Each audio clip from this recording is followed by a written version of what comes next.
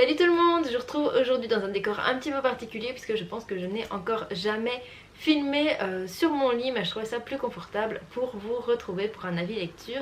Alors j'espère que la vidéo va bien se passer parce qu'en fait j'essaye quelque chose de nouveau. Je filme avec ma caméra et j'enregistre le son avec mon téléphone et le micro qui est branché puisqu'il n'y a pas de prise micro à la caméra. Donc je vais essayer de faire ça et si jamais je n'y arrive pas, eh bien vous aurez au moins le son de la caméra. Vous avez ici la pile de livres que j'ai décidé de vous chroniquer aujourd'hui. Alors vous aurez une vidéo séparée pour chaque livre, mais au moins ça me rappelle tous les livres que j'ai à vous chroniquer aujourd'hui.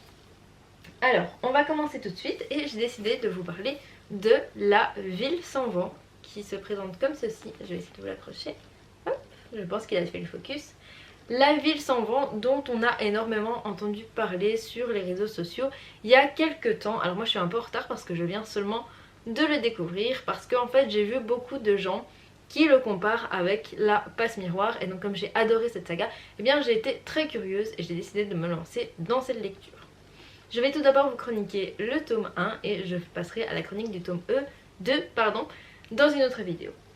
Dans ce tome 1, on va rencontrer deux personnages principaux qui sont l'Astyanax qui est un jeune mage qui vient d'être diplômé, ainsi qu'Arca qui elle est une jeune guerrière qui arrive dans la ville de l'Astyanax.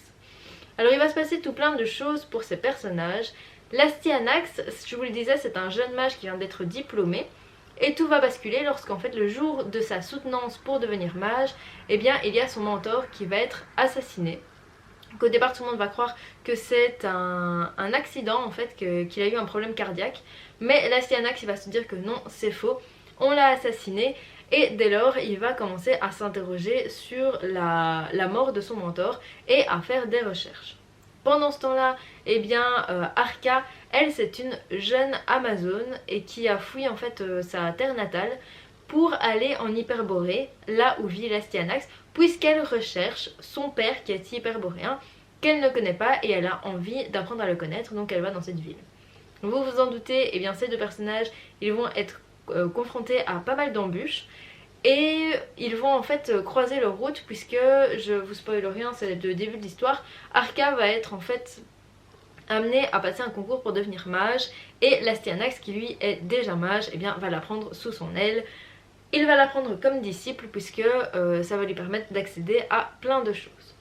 Je m'arrête là pour le résumé de l'histoire, pour ne pas vous en dire trop et pour vous laisser quand même la surprise. Concernant mon avis, eh bien c'est un livre que j'ai adoré, je vous spoil déjà mais j'ai adoré le tome 2 aussi. Mais le tome 1 c'est vrai qu'il est plein d'intrigues.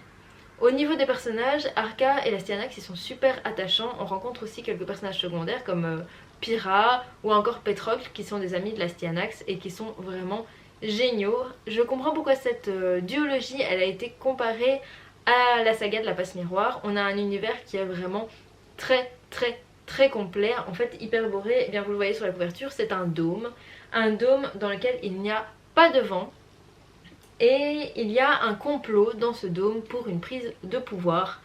Et en fait c'est un complot dont la grandeur nous dépasse complètement. C'est vrai que je ne m'attendais pas du tout à une histoire aussi complexe en la lisant.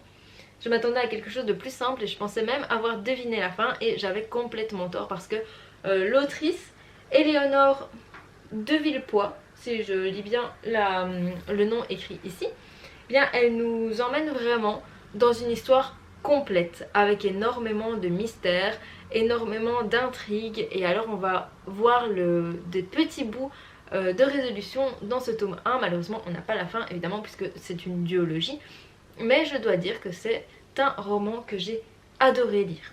Alors il est publié chez Hachette au prix de 18 € et si vous aimez les romans fantastiques où on mêle la magie, les complots, les intrigues, les personnages attachants, je ne peux que vous conseiller de vous plonger dans cette histoire que moi j'ai trouvée absolument fabuleuse.